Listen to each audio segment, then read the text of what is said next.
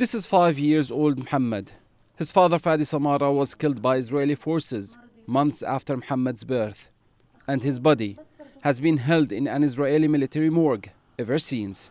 Saja, Fadi's wife, saw his body in a photo 1.5 years after his death, ending any hope that he was still alive.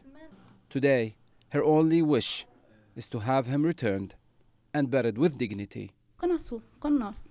He was shot in the head while driving. His car veered off, and he was shot multiple times, bleeding for 2 hours. His body wasn't returned immediately.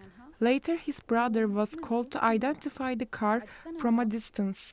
A 1.5 years later, Fadi's body was mistakenly returned, labeled unknown 2020, before they took it again. Meanwhile, his daughter Shams and his 5 other children are still mourning. I just hope he has a proper grave so we can visit him. It would be much better than having him kept by the Israeli army. The family broke down in tears as if Fadi had just died. Of these approximately 730 bodies being held in Israeli custody, over half of them were detained in the past 2 years, including 85 ex-prisoners, 65 children, and 10 women. The bodies of Palestinian victims are either buried in numbered graves with 6 secret cemeteries in closed military zones, or stored in freezers at Abu Kabir Institute in Jaffa under inhuman conditions below 30 degrees Celsius. In some cases, families had to wait up to a week for the body to be recognized as deceased.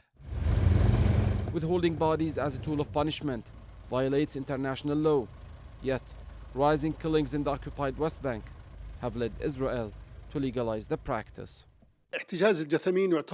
Detaining bodies is a crime against humanity and a war crime under international law.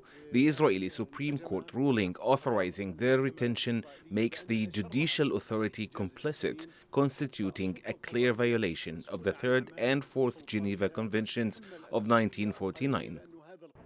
In the absence of international accountability, Israeli courts have become the sole source of legislation over Palestinian bodies. The Israeli government defies international law by mistreating the dead and imposing slow collective punishment on Palestinian families. Their lives pause as long as their loved ones' bodies are held, leaving them trapped in a painful limbo, praying only to bury their relatives with dignity. Mohammad Elwan, TRT World, Ramallah, the occupied West Bank.